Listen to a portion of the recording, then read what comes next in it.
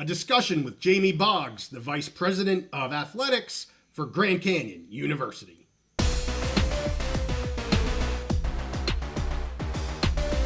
Conference realignment is always in the news, so we're back on the Big Mountain with a very special guest. Hey, welcome back to the Big Mountain. I am JY.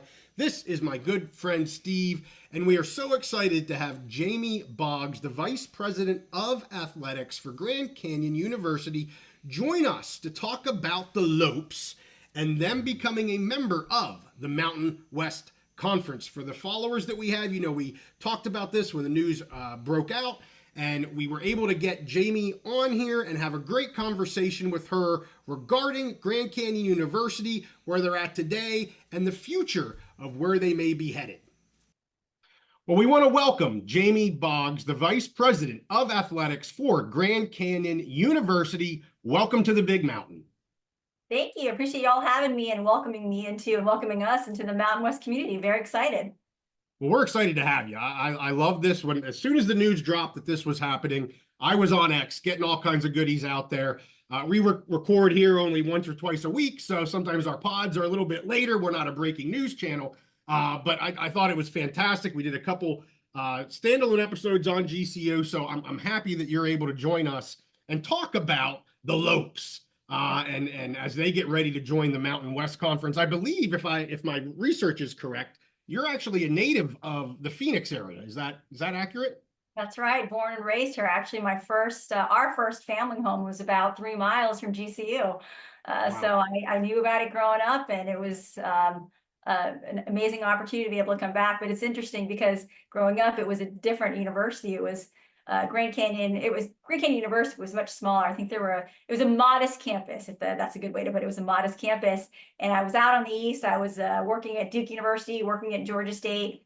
Came back. Every time I came back for the holidays, I would drive by and the campus was just getting bigger and bigger. And there was one time I saw Grand Canyon University Arena. It was huge. And I said to my parents, what's going on in Grand Canyon?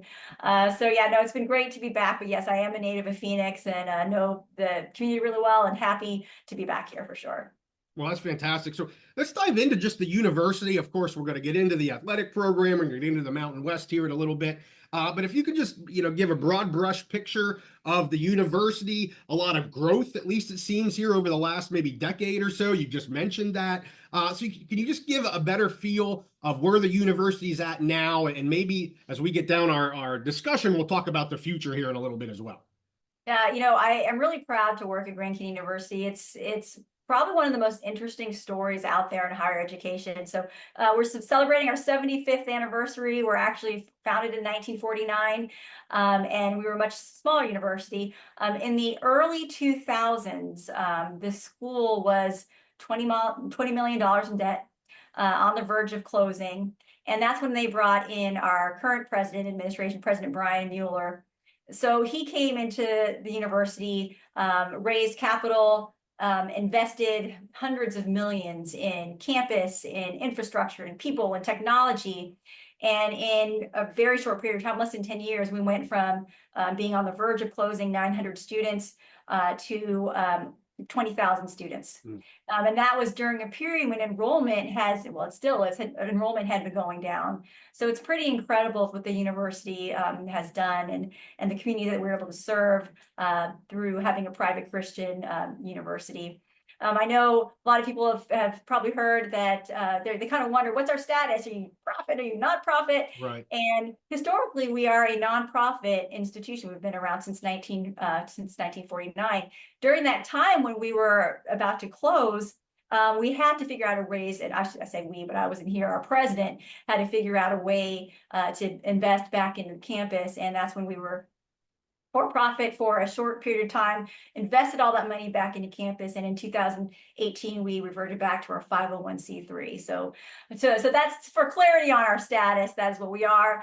But it's a model that has allowed people who maybe in first generation college students be able to afford Grand Canyon University, to afford private Christian education. So really serves our community. So really proud to work at GCU. Yeah, and I think I first heard of GCU maybe 10 years ago, maybe more. I don't know. Time flies when I'm having fun here, but more so from the, I guess I'll call it non-traditional, the online model. And clearly now, I believe now you have in fall of 23, so this is fall of last year, about 77,000 students enrolled for bachelor's degrees and about 35,000 for master level degrees. Now, obviously, that's a mix of both maybe traditional and non-traditional, but that's quite an enrollment base you guys have there. So that's fantastic. Yeah, it's well, we're actually on campus, our traditional on campus. We have over 25,000 students on campus. Online, we're over 92,000 now. Wow. Okay. So our growth has been pretty tremendous. And it's great. People are interested in GCU. They're interested in what we have here, our mission, our culture. So, you know, we continue to grow, and yeah, it's definitely different from higher education industry. Right. And so, you know, I'm just proud to be here, and what President Mueller has done with his vision is just incredible. Right. Yeah, so Jamie, I have a follow-up question on that, on the topic of growth. I work in the higher ed world myself, and you know, everyone is worried about the coming enrollment cliff and all that stuff. Your university, you guys are growing, you're getting bigger and bigger.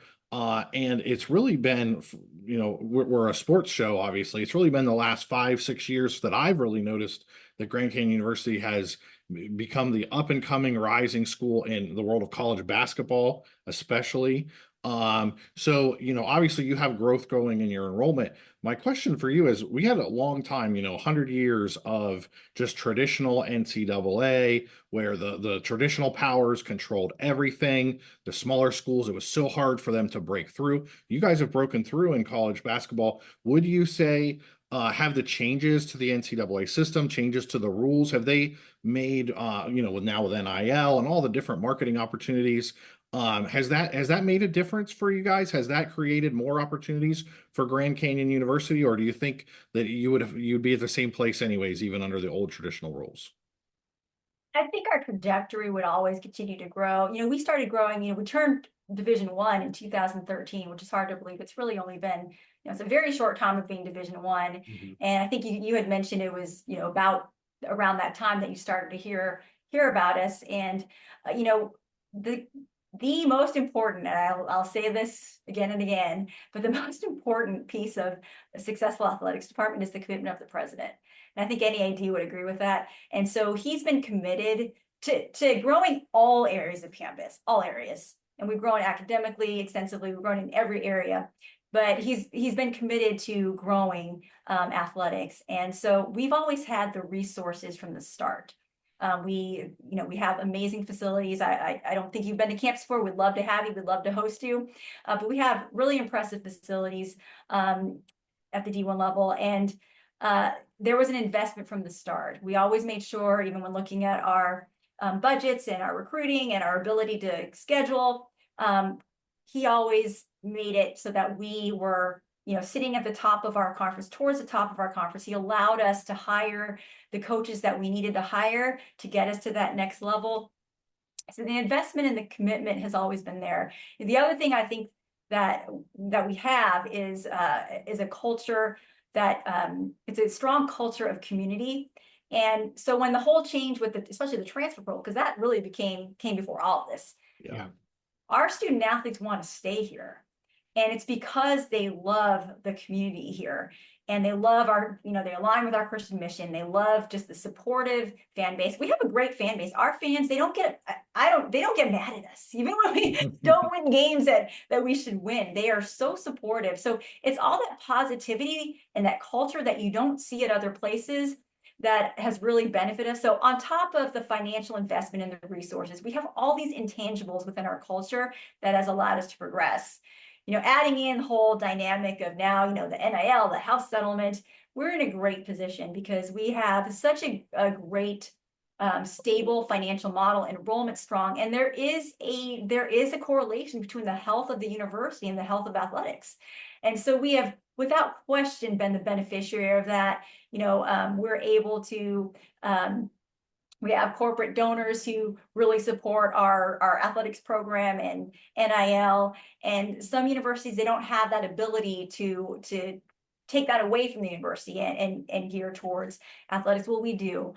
So I think the success would happen because we have commitment from the president. We have a great president with a vision for athletics. We have a culture that is really unmatched anywhere, and I've been in a lot of places. So, you know, again, with these changes, I think we're set up for success regardless.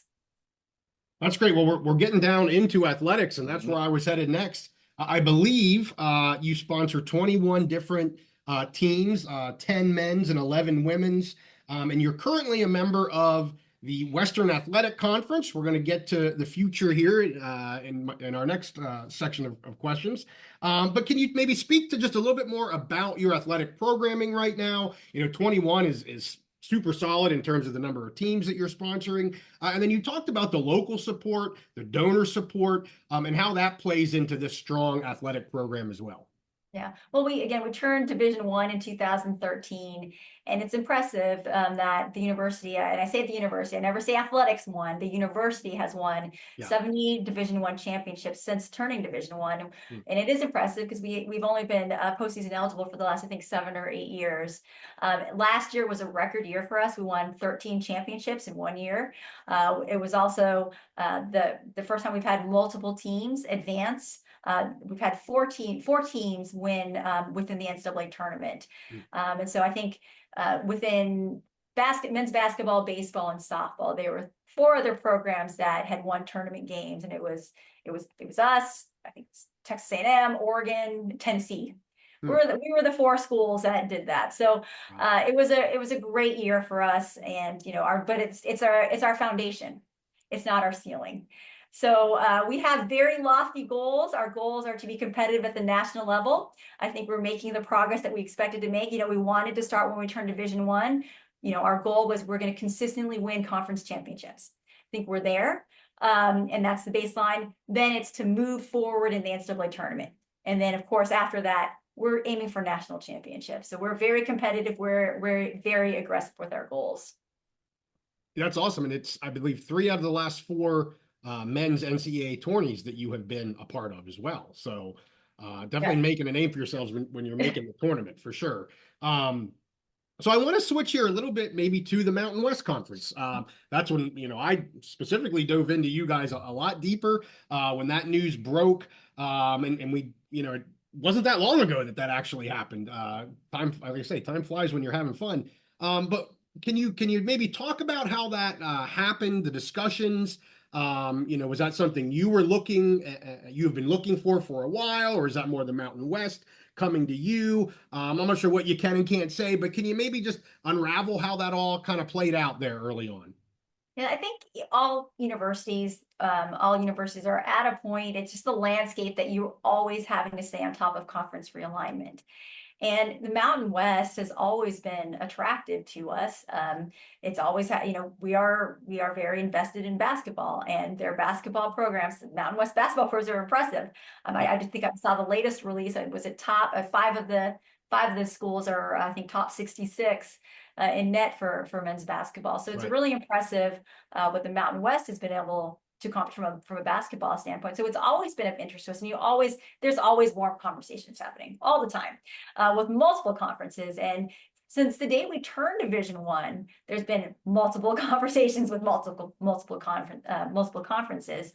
So there's always been interest. I mean, what we really like about the Mountain West, it's a national brand, and the universities within the Mountain Conference are national brands. Everyone knows UNLV. Air Force, such a prestigious academy. You know, everyone knows about New Mexico. They're just names that people know. They're in cities. There's passionate fan bases. They're large facilities. There's just so many impressive things about the Mountain West. So when we first started having conversations, to me, it was an obvious choice for us. And I think the fit was right as well. Yes, we're a private institution, but we're different. We are the largest private Division I institution in the country. Yeah. So, you know, student body wise, we really are more like the Mountain West schools. facilities wise, Mountain West has some great facilities, the historic, the pit, we are more like that, more aligned with kind of the fit. So it really was, for us, it was not a question of whether or not we should go. And then on top of that, Gloria and I have known each other for several years, and I've always been impressed with her. I always admire her. I trust her vision. And so all of those things, it was, it pointed us towards the Mountain West. We love Gloria. We're big fans of Gloria. Yes, we're very I am impressed with Gloria too. as well. Yeah. So, and I wanted to ask on that. So I think initially it was kind of set up, everyone's gearing up for this 2026 kind of realignment on the western side of the country here with the PAC and the Mountain West and all this kind of jazz. But I also saw that maybe the door was open for fall of 25. Is that accurate? Are you still looking at that, or is it definitely a 26 type of situation? It is when it's the earliest possible time is when we will join. So, Okay. yeah, we are excited. I'll say we are excited to get in as soon as we can, and Okay. whenever it's decided that mutually decided that we can enter is when we will. But I want to again express how excited we are to get in as soon as we can. It's a wonderful conference. Absolutely, and I'm sure the Havocs, which is the student section here at Grand Canyon University, is super excited as well. I saw some of the videos. Was it the same week or the week after that it was announced? Commissioner Navarez, made her way down to GCU, and oh my goodness, they had, what do they call them? The signs with her big cutout of it, and they just gave her a grand welcoming here. The Havocs did. So that it was awesome to see that video and just how excited. And I said this at the time. It's so great to see a university like Grand Canyon University being so excited to join the Mountain West Conference. That's what you want to see. And those videos of that when she made her remarks and then she attended a basketball game and they just, it was great. Anyway, we'll keep going here. I just thought that was wonderful. So in terms of preparedness here, I mean, obviously you've mentioned you've been Division I for a while. I believe your facilities there. Is it the Global Credit Union Arena now? Where the basketball teams play. It's about a 7,000 capacity stadium. I've seen pictures. I've never been on campus. Would love to go sometime, but seen pictures from the exterior. It looks fantastic. And certainly I've seen the videos of how crazy it gets during basketball games. So can you speak a little bit more about your facilities? And I got to hear more about how your men's basketball or basketball in general has become kind of known to having the most impressive student body, one of the loudest, just everything they have. I mean, the pregame show there is amazing. I've seen your pregame. It's incredible. So I got to hear more about how all that happened. So maybe if you can talk facilities and how you've kind of become this new, top, kind of top of the pyramid of experiences here for college basketball. I think our arena is fantastic. I came from Duke, so I've experienced Cameron Indoor Stadium. Yeah. And there's a similarity in that there's we see 7,000 capacity, and it feels big. At the same time, there's still that intimate feel where you feel you're close to the court. Could we go bigger? We could go bigger, but there's just something about that range of seats that makes it just makes the environment. You feel a strong community. You can feel the energy. You can feel the passion. So it's a really great arena. But to your point, what makes the arena so great is what's inside the arena, and it's the student body. It's the Havocs. And that was, that existed before I ever came here. But the history is that it really has been student led. It was led by a group of students who were really passionate and, from the time going to Division II to Division I to creating this, this fan base, this student fan base for athletics. And it's really grown from there. And I think the secret, there's a couple things. It's because people ask us on, they come, I mean, you would be surprised at which universities come to visit our campus to figure out how our in-game happens. And, the secret is one, it is student led. I mean, I'm an old person. I don't know what young people like. I think I do. There was a time when I thought it was cool, but I'm not anymore. They stay the same age. They're aging to and I'm getting older. Yeah. So it's student led. It's student ideas. It's student driven. And that's how it's really been able to blossom. I think the other piece is, though, again, it's our culture. And that's the piece that people, when we tell other universities, look, we can give you all the checklist of all the things that we do, but ultimately we have this culture of community, this culture of service that is really hard to describe until you're like, you really have to experience on our campus. And it's our students that want to be there for their fellow student that really creates this amazing community feel, this amazing support. And what we always say in our athletics program is our athletes are not the stars of this community. They're a part of this community. There are no stars in this community. And so we in athletics try as much as we can to make sure that we are fully engaged with the student body, with the GCU community, and with our community in general. And it's just that combination that gives us this environment. So yeah, people do ask, and we help as much as we can, but it's really the culture and these students, these creative students, that make our environment what it is.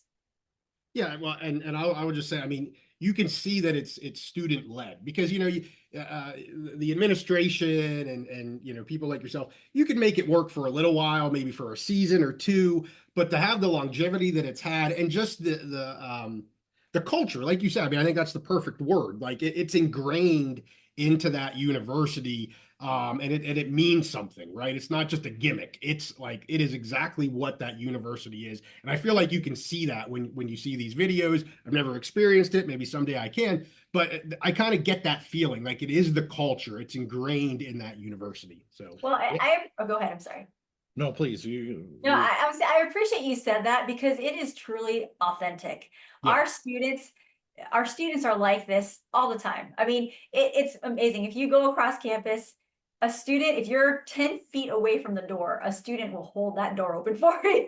It's just an unbelievable student body. And so it is truly, they represent who we are as a university. It's very authentic. It's very supportive. It's very service oriented. So I appreciate that you said that. yeah. I just want to follow up a couple things you said about the men's basketball program, maybe dig a little farther, or just about basketball. We're in basketball season in general. Right. You talked about your arena there and the size, 7,000.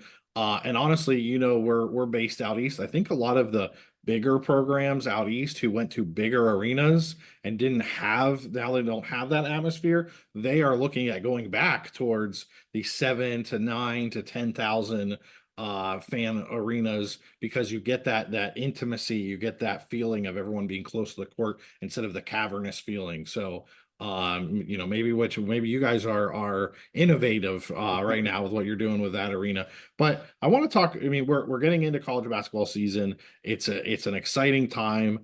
And like we mentioned, you guys have been kind of the darling, the Cinderella, over the last 5 years or so of getting into that tournament. Do you still feel like, you guys are the underdogs, the Cinderella team, or is there an expectation now that you guys will make the tournament every year and compete in the tournament? Has that changed the outlook and the expectations?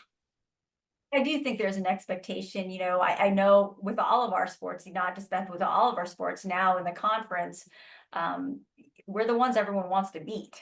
And so everyone comes their hardest playing against us. With basketball, with the consistency of the conference wins, but now with solidifying us being able to move forward in the tournament, we won one game, but we also performed really well against Alabama, a really good Alabama team. I think there is an expectation. I know there's absolutely an expectation from our coaches, from our student athletes, from everyone here, that we are, we expect to win, and not just at the conference level, we expect to win nationally. I do think that's starting to happen from a national standpoint for people outside of our community. And we want that. We welcome that. We want our brand not to be just that we are a great game day environment. We are a great game environment with a program that's nationally competitive. For sure. Well, we appreciate all your time. I have one last thing. I want to talk about maybe the future. If you have a crystal ball, or at least you have goal setting for maybe the next 5 years or 10 years, a little bit leads into what Steve said here, kind of expectations moving forward. So can you talk maybe about what you think the future holds for Grand Canyon University here in the maybe 5 to 10 year timeline? Yes, yeah, well, I've told our coaches from the day I stepped into this chair, is that, look, our university went from 900 students to 20,000 students in like less than 10 years. Mm. That's like going from, starting Division I to Final Four in less Yeah. than 10 years. So guess what, guys? That's our goal. So, again, our goal in the initial short term, consistently winning conference championships. Next step, without question, continue to move forward. And we've started that. So that right now is our foundation. But we absolutely expect that we will be in position for national championships in our sports over the next 10 years.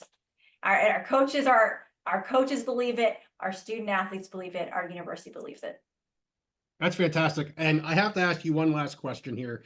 We are mainly a college football podcast, but we're also a Mountain West podcast. So, of course, we want to welcome new Mountain West members. I have to ask the question, is there any sort of football on the looking out into the future, whether you're talking 10, 20 years, or is that something that Grand Canyon is like, yeah, but that's just not what we are. We're going to stick with what we got type of deal? We are always staying on top. We try to always stay in front of what the industry requires. And right now, we are one of 3 programs, non-football programs that are in FBS programs. Right. And to me, that says that we bring value as a basketball program to an FBS conference. So in this short term, and I think in the near future, our goal is to focus on the programs that we have now, to invest in the programs we have now, especially in this time of house settlement and all the revenue share and all these things happening. We think it's the best decision for us. And in fact, with this new environment, we think we're actually well positioned, even better positioned as a school without football. Again, we stay on top of the industry and we will always keep an open mind. But right now, our focus is investing in basketball and the programs that we have currently. No, totally understandable. So I have to ask, you kind of opened the door there. I want to see if maybe we can expand it all, because it's fascinating with the position that you guys are in. You talked about the house settlement, you talked about revenue sharing. Most of the programs we cover, they have that big old beast of football, and it eats. It's a big beast and it has to eat. And looks like most schools with football are saying 80% of their revenue will go to football, and then maybe 18-19% to basketball, and everything else a little bit. You guys are in a unique situation. So how do you feel you're positioned with the house settlement, with the revenue sharing, to be able to just concentrate mostly on your basketball programs? As far as that revenue sharing, do you anticipate participating fully in revenue sharing, and how do you think that will help Grand Canyon University moving forward? And without going through my process of getting approvals and talking to all the stakeholders, so I'll give that as a disclaimer. I do foresee us doing everything we can, as we always have, to stay on top of what's happening in the industry. And I think with what's happening with the house settlement, I don't know how competitive you can be without opting into those things. So do I foresee that? I do. Again, without going through the approvals yet and getting it formalized, I do foresee that. I do think, again, because we're such a healthy university, we have such a great model, we have a lot of interest, our enrollment continues to grow, that benefits athletics. And so I think we'll be able to do these things. I think it'll absolutely help us. And in fact, I think it's in a lot of ways evened out some of the gaps that existed between conferences and even institutions within conferences. I mean, you could really invest in certain sports and really just push your way to the top, just because of the flexibility that there is to invest in these things in different ways than we traditionally could. So I think these are all, I don't necessarily love some of the changes, but the changes are happening, and I think we're going to find a way to embrace it and to be able to capitalize on it. Fantastic. Well, Jamie, thank you so much for taking your time to talk with us here. I really appreciate it. And the Mountain West has been so welcoming, and we appreciate you welcoming us into the community. Absolutely. Well, go Lopes. Awesome. We thank Jamie again for coming on the Big Mountain. We look forward to following Grand Canyon University as they become a member of the Mountain West Conference. With that, hey, make sure you give this one a like and subscribe if you like our content. We do everything Mountain West, everything Big Ten, and we are getting ready for the college football playoffs. We'll be following them throughout. So with that, we thank you guys for watching. We'll see you all next time on the Big Mountain.